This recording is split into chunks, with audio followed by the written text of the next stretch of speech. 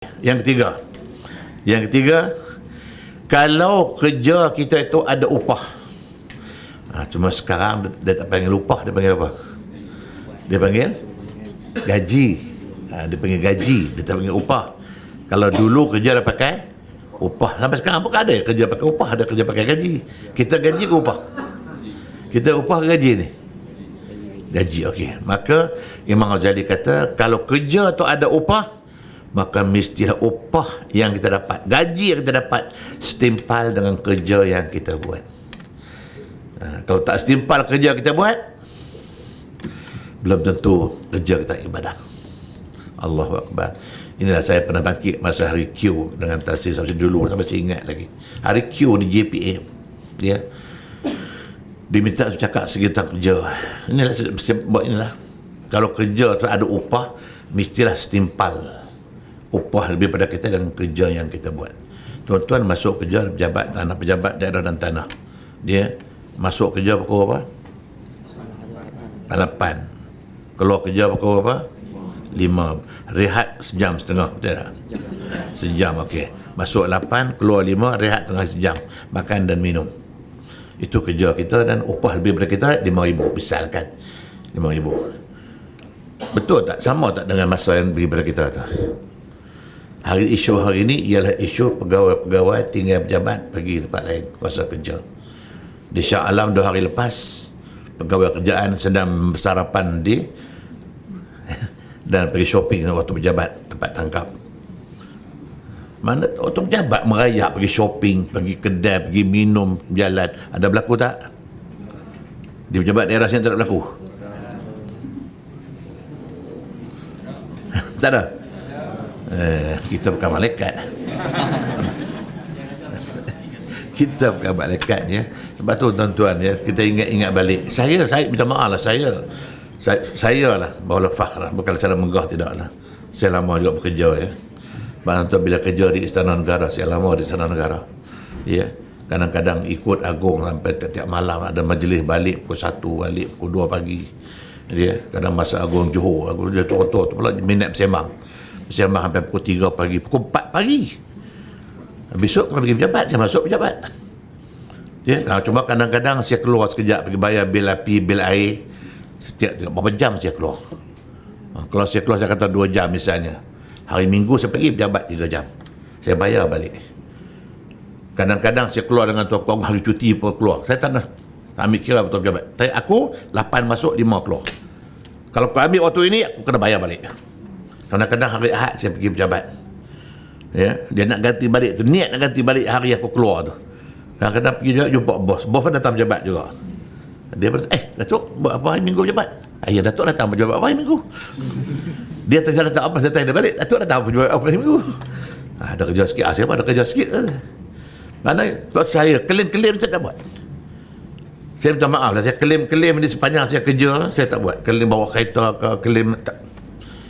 Sekali takdir Tuhan, saya pindah ke Istana Negara, budak-budak suruh klaim, saya tak klaim. Klaim pindah, saya tak nak apa tu. Gaji aku dah cukup dah. Dah usah, ini hak kita, dah tak, aku tak nak. Dia paksa saya klaim. Saya tak nak klaim, saing borang. Saing borang apa? Alah, saing tu dah lah dia. Tengok tu atas tu. Borang tuntutan perpindahan.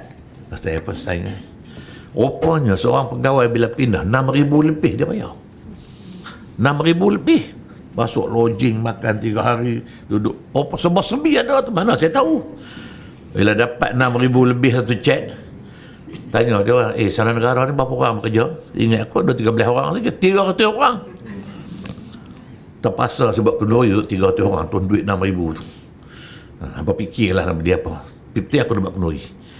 Buatlah makan di Dewan Binten tu. Nak habis 6,000 ringgit. Saya tak nak klaim. Tapi orang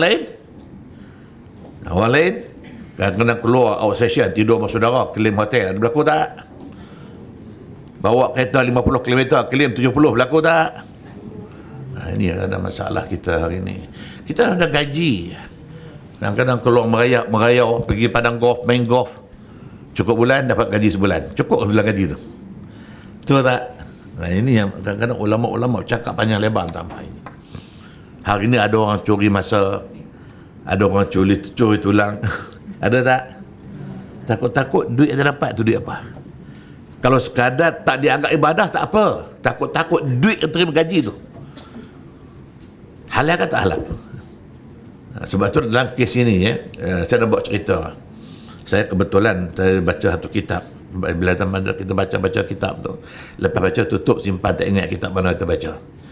Dia bawa satu cerita anak Harun Ar-Rashid. Saya tak ingat nama dia. Kenal Harun Ar-Rashid? Seorang khalifah Islam yang bertarak raja. Kenal Harun Ar-Rashid? Tak kenal? Mana pernah jumpa pun, saya tak pernah jumpa. Mana tak kenal. Tapi dengar tak nama ni? Khalifah Harun Ar-Rashid. Dia ada ramai anak dan dia seorang khalifah yang bertarak raja, duduk istana besar. Tiba-tiba salah seorang anak lelaki dia kata, ayah, saya Melayu kan, lebih kurang cerita dia, ayah yang jadi khalifah kamu, aku bukan khalifah. Rumah ini rumah khalifah, bukan rumah aku. Oleh tu, wahai ayah, dengan izinmu aku minta, aku nak keluar dari rumah ini, aku nak duduk rumah sendiri, nak berdikari. Ayah kata, baguslah kalau kamu nak macam tu, tak apa, ayah izinkan. Harun Ar-Rashid benar anak dia keluar dari rumah tu, berdikari, cari rumah sendiri. Dia sewa sebuah rumah di pinggir kota. Dia bekerja sebagai tukang pahat batu. Ini cerita anak Harun Ar-Rashid. Bisa cuba cari kitab mana saya baca kisah ni. Tapi kisah saya masih ingat. Kitab tak ingat kitab mana. Jadi ayah diizinkan, dia pun keluar dari istana Harun Ar-Rashid. Dia sewa sebuah rumah pondok yang kosong, pondok yang buruk di pinggir kota. Dia bekerja sebagai pahat batu. Jadi amallah dia punya customer dia datang minta dia buat kerja.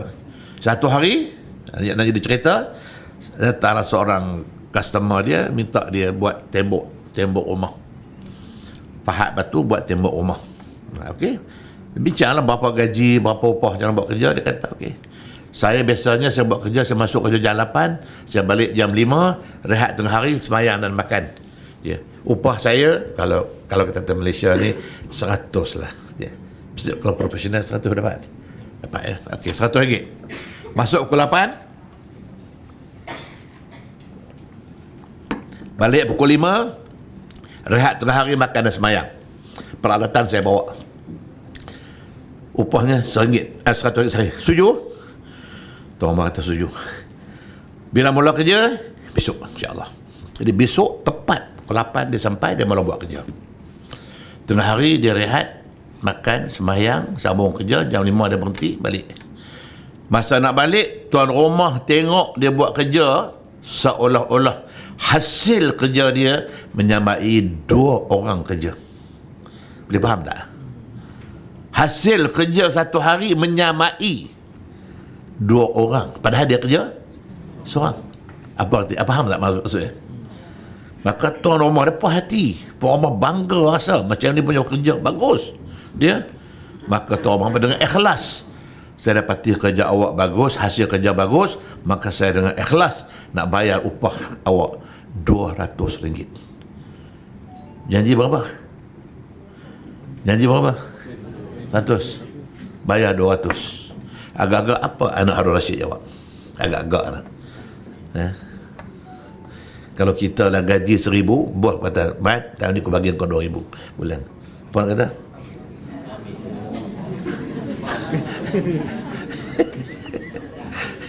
Gaji 1,000. Tuan D.O. kata, tak apalah Mat, kamu kerja bagus, aku bagi gaji kau 2,000. Apa kita kata? Terima kasih Dok Ladi. Tapi agak-agak anak Harun Rashid kata apa? Dia kata, Tuan, tolong jangan rusakkan upah saya. Allahu Akbar. Dia panggil tuan rumah, Tuan, tolong jangan rusakkan upah saya. Saya bekerja berdasarkan upah 100, kenapa Tuan bayar 200? Agak-agak orang lain nak terkata tak macam itu, agak-agak lah. Ada tak orang kata macam itu? Hari ini kerja gaji beribu, tak habis-habis minta naik gaji. Orang tak bagi paket, nak mogok. La ilaha illallah. Duk tuntut bonus, tak bagi nak mogok. Tak ada kerja lain. Agak kerja tu ibadat ke tidak ni? Ya. Jadi anak Harun Rashid kata, tuan tolong jangan rusakkan upah saya. Saya buat kerja ini berdasar upah 100. Kenapa tuan bayar 200? Terencat untuk tu. Ya. Jadi kalau baca dalam buku kitab tadi ada dua riwayat. Ada orang kata tuan rumah tu pun terencat, dia pun okey, minta maaf, hari ini upah awak RM100. Yang ini saya nak bagi pada awak, bukan upah saya nak bagi. Ada riwayat kata dia ambil, ada riwayat kata dia tak ambil. Ada dua riwayat. Ya. Dan tuan rumah tarik balik 200 tadi, okey minta maaf, saya silap, hari ini upah kamu 100. Dia ambil lah upah 100. Yang ini saya nak bagi, bukan tak kena mengenai upah saya nak bagi. Ada riwayat kata dia ambil, ada riwayat kata dia tak ambil. Kalau semua manusia macam ni, selamat pejabat daerah. Bukan pejabat daerah saja. Dia yang ada kelentong banyak ni, minta maaf lah dia.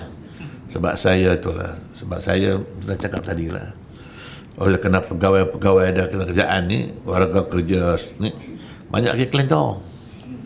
Ya. Kadang-kadang kita nak kontak pegawai, nak cakap, tak pernah ada di pejabat. Tak pernah ada di pejabat.